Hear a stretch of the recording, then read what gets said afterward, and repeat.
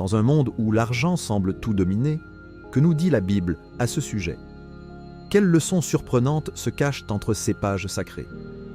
Imaginez un instant que la richesse ne soit pas simplement une question de chiffres, mais un véritable reflet de nos valeurs et de nos choix. Avez-vous déjà réfléchi à la manière dont l'argent peut influencer nos vies, nos relations et même notre spiritualité? La Bible, avec ses histoires riches et ses enseignements profonds, nous offre une perspective unique. Au cœur des Écritures, des récits puissants nous interpellent, nous poussant à réévaluer notre rapport à la richesse.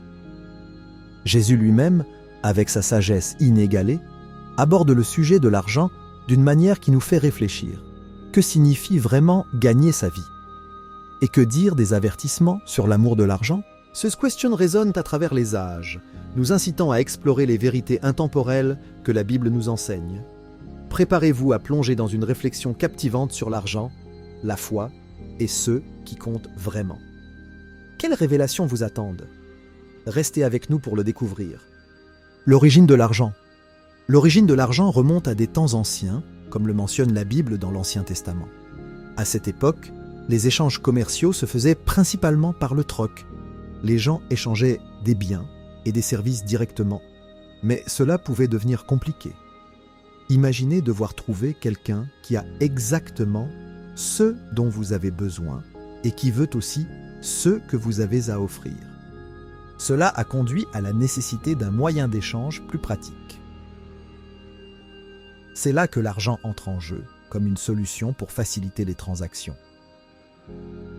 L'argent a donc évolué pour devenir un instrument de valeur standardisé, permettant aux gens d'acheter et de vendre plus facilement.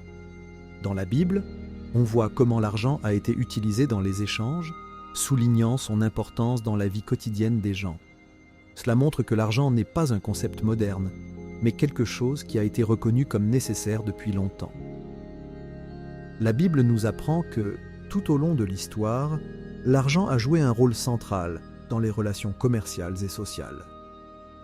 Cependant, l'argent n'est pas seulement un outil pratique. Il a également une signification plus profonde dans le contexte spirituel. La façon dont nous utilisons l'argent peut refléter nos valeurs et nos priorités.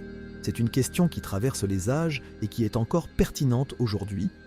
Ainsi, l'origine de l'argent dans la Bible nous invite à réfléchir sur son utilisation dans notre vie quotidienne et à considérer comment cela s'inscrit dans notre foi.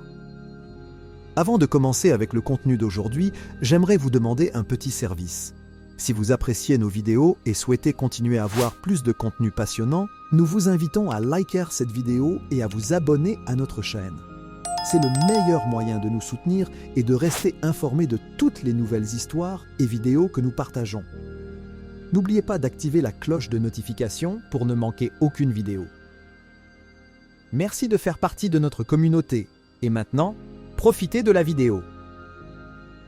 La tentation de l'amour de l'argent. La Bible nous met en garde contre l'amour excessif de l'argent. Dans 1 Timothée 6:10, il est dit que l'amour de l'argent est la racine de tous les maux. Cette affirmation souligne combien la quête de richesse peut nous entraîner à prendre de mauvaises décisions et à négliger des valeurs essentielles comme l'honnêteté et la compassion. L'argent en soi n'est pas mauvais, mais c'est notre attachement à lui qui peut nous mener à des problèmes. Cet amour de l'argent peut se manifester de différentes manières. Parfois, les gens deviennent si obsédés par le fait de gagner plus qu'ils oublient leurs relations, leur famille et même leur santé.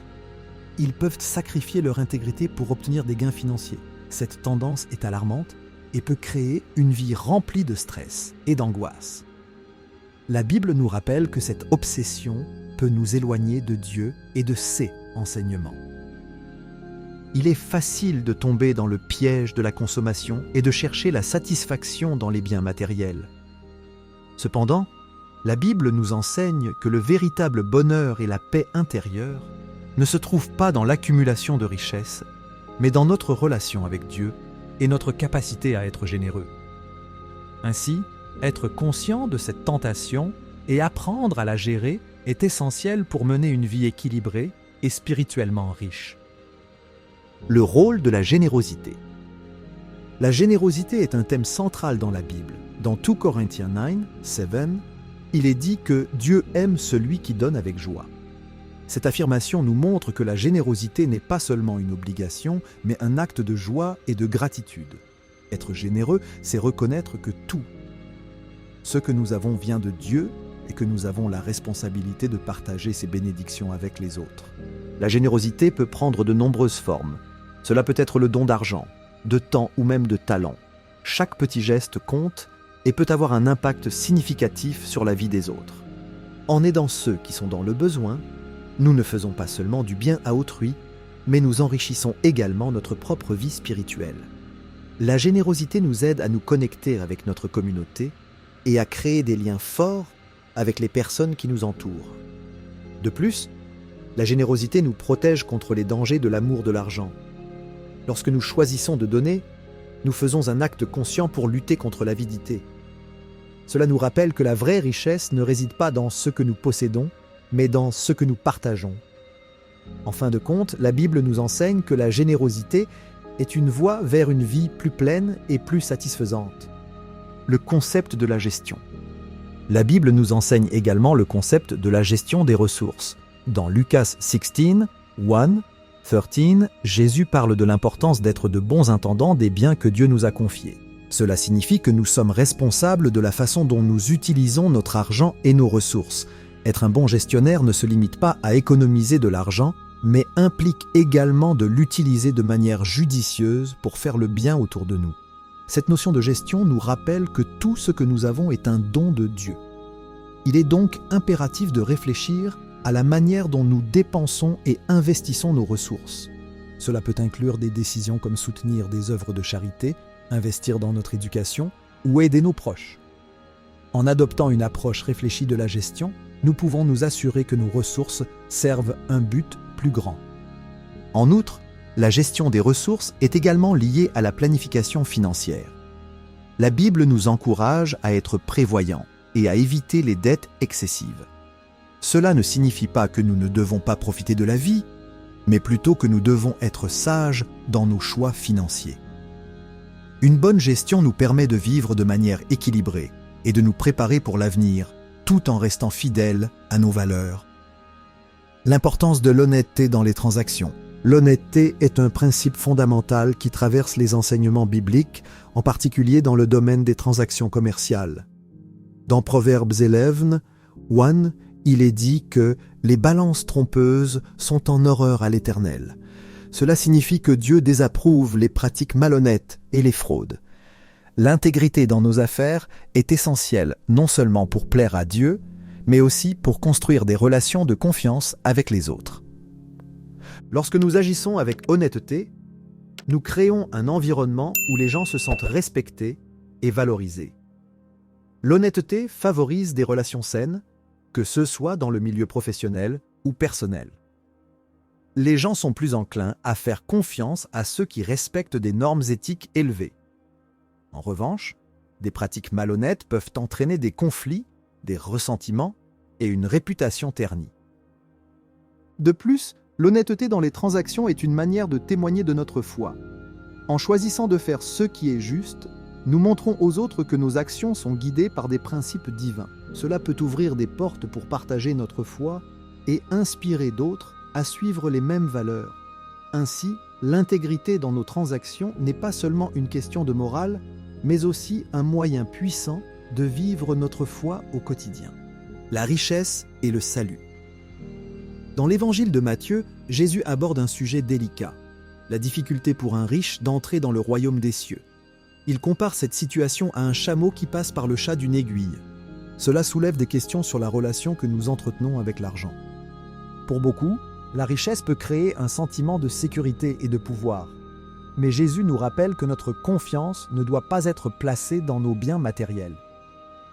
L'enseignement de Jésus souligne que la richesse peut devenir un obstacle à notre dépendance envers Dieu. Lorsque nous avons beaucoup, il est facile de penser que nous n'avons besoin de personne, pas même de Dieu.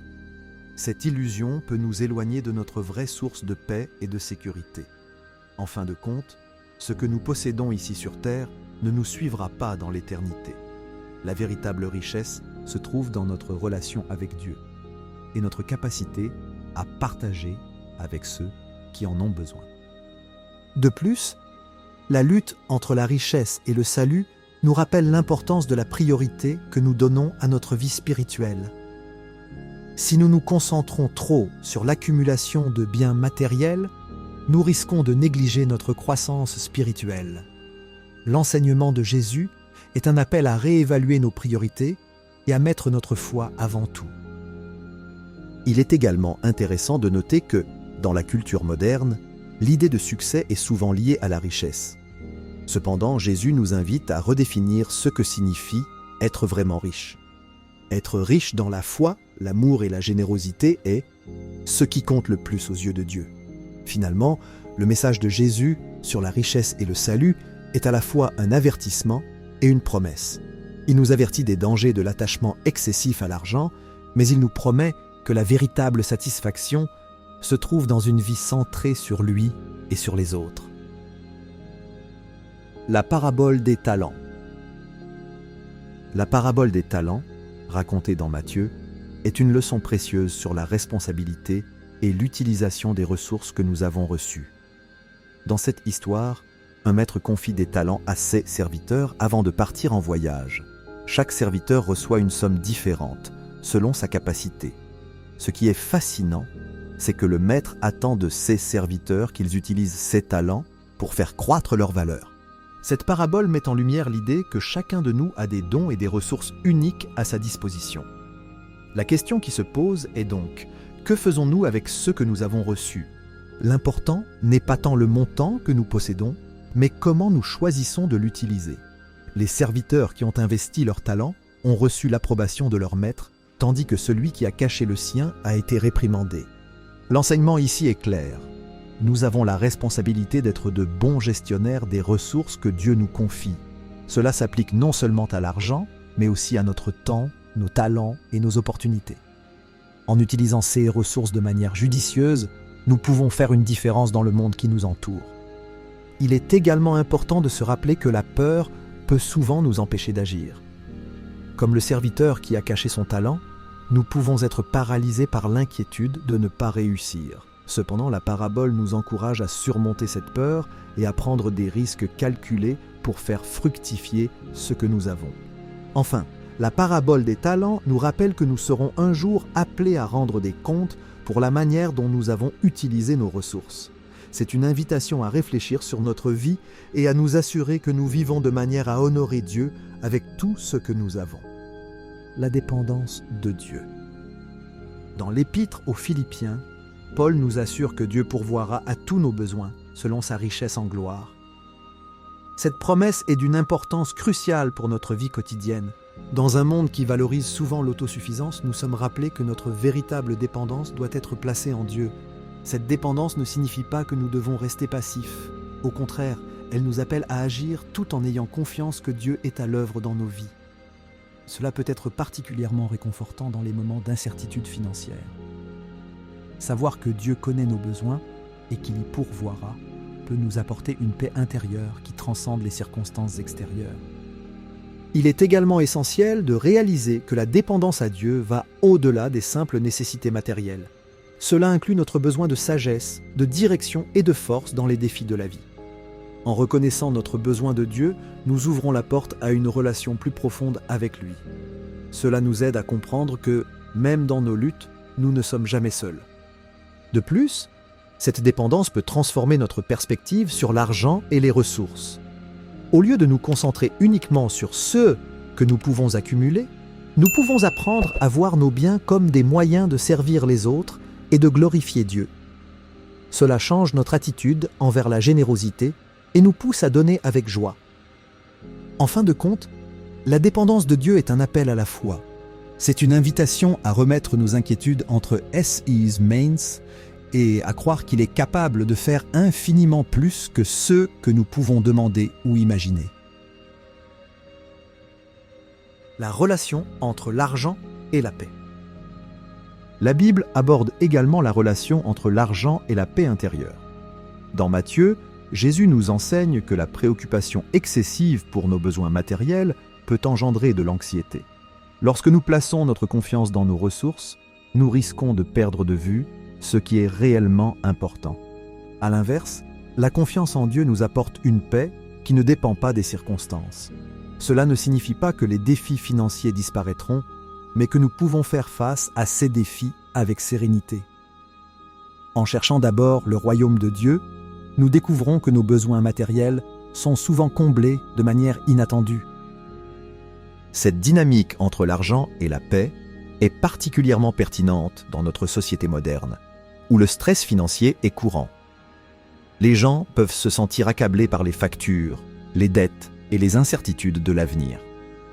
Cependant, la Bible nous rappelle que notre valeur ne réside pas dans ceux que nous possédons, mais dans notre identité en Christ. Il est également essentiel de cultiver un esprit de gratitude. Lorsque nous reconnaissons et apprécions les bénédictions que nous avons, même les plus petites, nous sommes moins susceptibles de nous laisser envahir par l'inquiétude. La gratitude nourrit la paix en nous, nous aidant à garder notre perspective claire. Finalement, la relation entre l'argent et la paix nous appelle à un équilibre. Nous devons être prudents dans notre gestion financière, tout en n'oubliant jamais que notre véritable sécurité et notre paix proviennent de notre confiance en Dieu. Les dangers de l'avarice. Dans l'Épître aux Colossiens, Paul met en garde contre l'avarice, qualifiant cette attitude d'idolâtrie.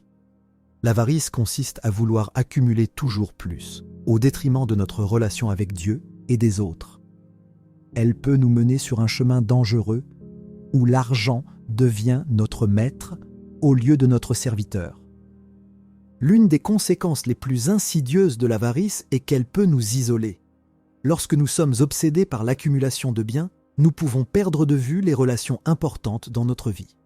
Les gens autour de nous peuvent devenir des obstacles à notre quête de richesse plutôt que des compagnons de route. Cela peut créer des tensions et des divisions dans nos familles et nos communautés. De plus, l'avarice nous pousse à négliger les besoins des autres. Au lieu de donner et de partager, l'avare se concentre sur lui-même. Cette attitude est contraire à l'enseignement biblique sur la générosité. La Bible nous appelle à être des canaux de bénédiction pour ceux qui nous entourent, à utiliser nos ressources pour aider les nécessiteux et à montrer l'amour de Dieu à travers nos actions. Il est également important de se rappeler que l'avarice est souvent alimentée par la comparaison. Dans une société où le succès est souvent mesuré par la richesse matérielle, nous pouvons facilement tomber dans le piège de vouloir toujours plus. Cela nous éloigne de la gratitude et de la satisfaction, nous laissant insatisfaits et en quête perpétuelle de quelque chose que nous n'arriverons jamais à atteindre. Enfin, l'avarice nous empêche de vivre pleinement la vie que Dieu a prévue pour nous. En nous concentrant sur l'accumulation, nous passons à côté des véritables trésors de la vie, les relations, l'amour, la paix et la joie. En rejetant l'avarice et en embrassant la générosité, nous pouvons vivre une vie pleine et épanouie. Le sens de la dîme. La dîme est une pratique ancienne qui remonte à des temps bibliques où les gens offraient une partie de leurs revenus à Dieu. Dans le livre de Malachie, il est dit que donner la dîme est une manière d'honorer Dieu avec les ressources qu'il nous a confiées. C'est un acte de foi et de reconnaissance qui montre que nous reconnaissons que tout ce que nous avons vient de Dieu. En donnant une partie de nos biens, nous montrons notre gratitude pour les bénédictions que nous avons reçues. La dîme n'est pas seulement une obligation, mais aussi une opportunité de participer à l'œuvre de Dieu. Elle aide à soutenir l'Église et à financer des œuvres de charité. En donnant, les croyants contribuent à des projets qui améliorent la vie des autres et propagent le message de l'Évangile. De plus, cela crée un sens de communauté, car chacun participe à une mission plus grande. Il est important de souligner que la dîme n'est pas seulement financière, elle peut aussi inclure le temps et les talents. Offrir de son temps pour aider les autres ou utiliser ses compétences pour servir la communauté est également une forme de dîme. Cela montre que nous sommes prêts à donner non seulement de notre argent, mais aussi de notre énergie et de notre passion pour aider ceux qui en ont besoin. La pratique de la dîme peut également apporter une certaine paix intérieure. En donnant régulièrement, les gens peuvent ressentir un soulagement, sachant qu'ils font leur part. Cela peut atténuer les craintes liées à l'argent, car cela nous rappelle que nous ne sommes pas propriétaires de nos ressources, mais que nous sommes simplement des gestionnaires. Cela nous aide à garder une perspective saine sur la richesse et l'abondance. Enfin, la dîme est souvent perçue comme un acte de confiance en Dieu. En choisissant de donner une partie de ce que nous avons, nous affirmons notre foi en sa provision. Cela nous rappelle que, même si nous faisons des sacrifices financiers, Dieu est toujours capable de pourvoir à nos besoins. En fin de compte, la dîme est une expression concrète de notre engagement envers Dieu et envers notre communauté. La sagesse dans les investissements. Investir judicieusement est un principe que la Bible encourage. Dans les Proverbes, il est dit que la sagesse consiste à accumuler des ressources de manière responsable. Cela signifie qu'il est important de réfléchir avant de dépenser ou d'investir. La précipitation dans les décisions financières peut mener à des pertes, tandis que la patience et la planification peuvent entraîner des bénéfices. La Bible nous rappelle également d'éviter l'extravagance. Il est facile de se laisser emporter par des achats impulsifs ou des investissements à haut risque. Cependant, la sagesse réside dans la gestion prudente de nos finances. En évitant les dettes inutiles et en vivant selon nos moyens, nous pouvons nous concentrer sur des investissements qui apportent une réelle valeur à notre vie. Un autre aspect important de cette sagesse dans l'investissement est la diversification. Ne pas mettre tous ses œufs dans le même panier est un conseil que l'on retrouve aussi dans la sagesse biblique. Diversifier ses investissements peut aider à réduire les risques et à garantir une certaine sécurité financière. Cela nécessite de la recherche et de la réflexion, mais les bénéfices potentiels en valent la peine. Les investissements ne se limitent pas seulement à des actifs financiers. Investir dans notre éducation, dans nos compétences ou dans notre santé est tout aussi crucial. Ces investissements peuvent rapporter des dividendes à long terme, tant sur le plan personnel que professionnel. En accordant la priorité à notre développement, nous nous préparons à mieux gérer nos ressources. Enfin, une attitude de gratitude envers Dieu pour les ressources qu'il nous a données est essentielle. Reconnaître que tout ce que nous avons provient de lui nous aide à prendre des décisions éclairées et à utiliser nos ressources pour le bien.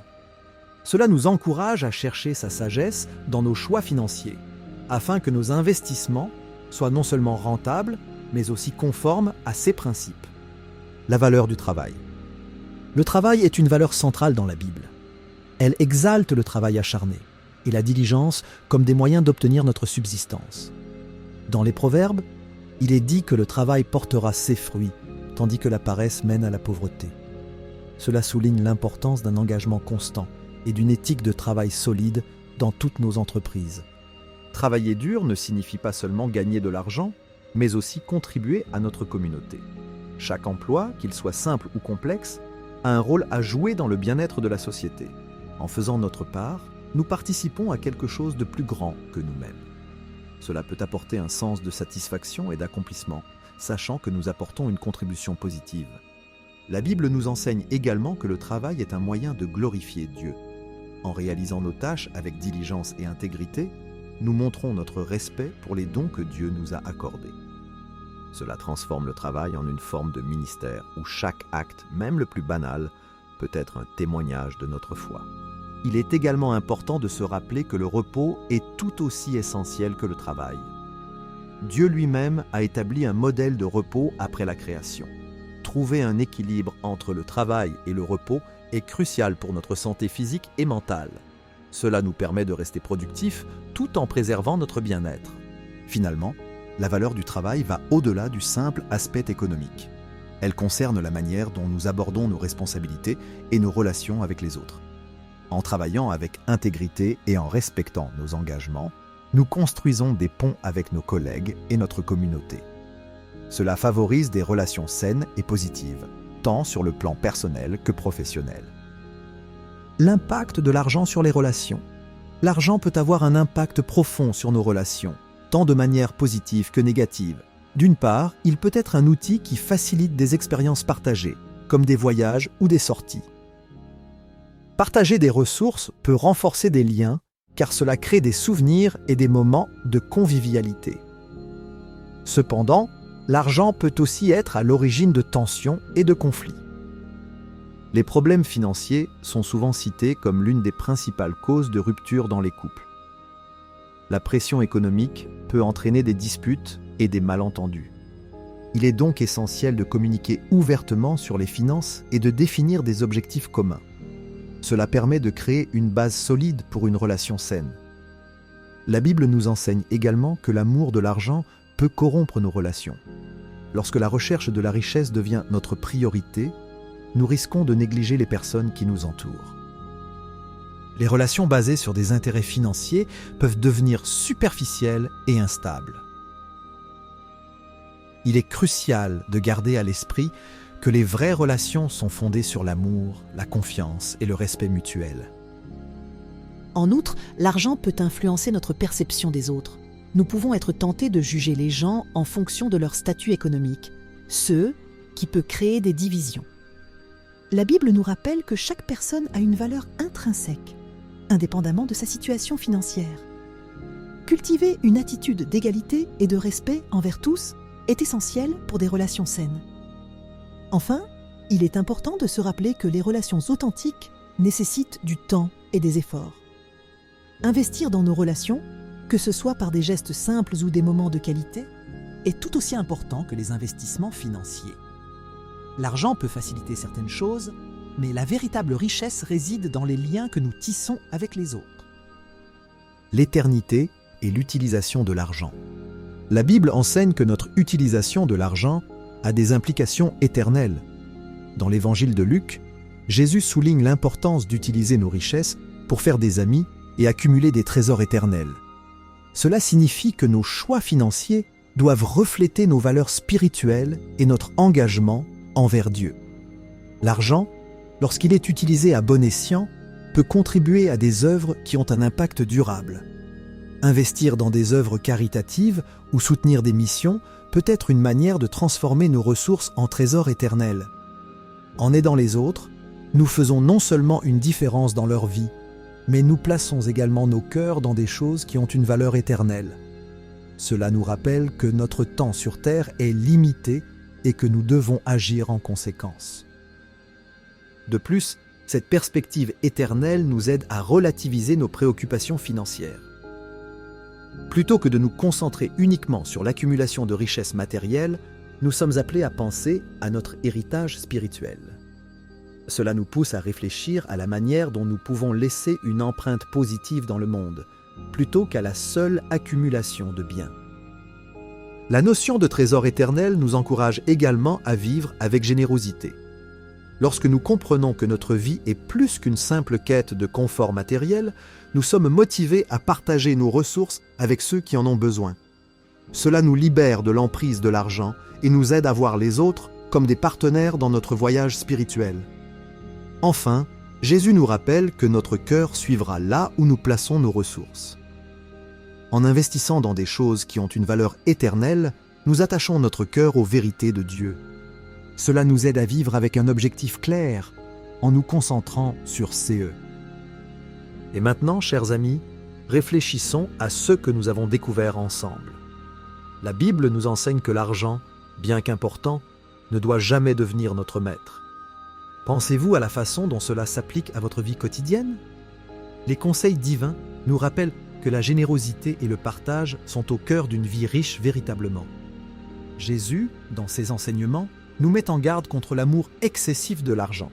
Après tout, que vaut une richesse matérielle si elle nous éloigne des valeurs essentielles? Avez-vous déjà ressenti le besoin de réévaluer vos priorités? La sagesse biblique nous encourage à investir dans notre foi, dans nos relations et dans notre communauté. Imaginez un monde où chacun utilise ses ressources pour le bien des autres. Comment pouvez-vous, dès aujourd'hui, faire une différence autour de vous? N'oubliez pas, chaque petit geste compte. Alors, que ferez-vous pour appliquer ces leçons dans votre vie? Réfléchissez à cela et partagez vos pensées dans les commentaires. Vos histoires et vos réflexions peuvent inspirer d'autres dans leur cheminement. Restez connectés pour d'autres histoires captivantes et des enseignements puissants de la Bible.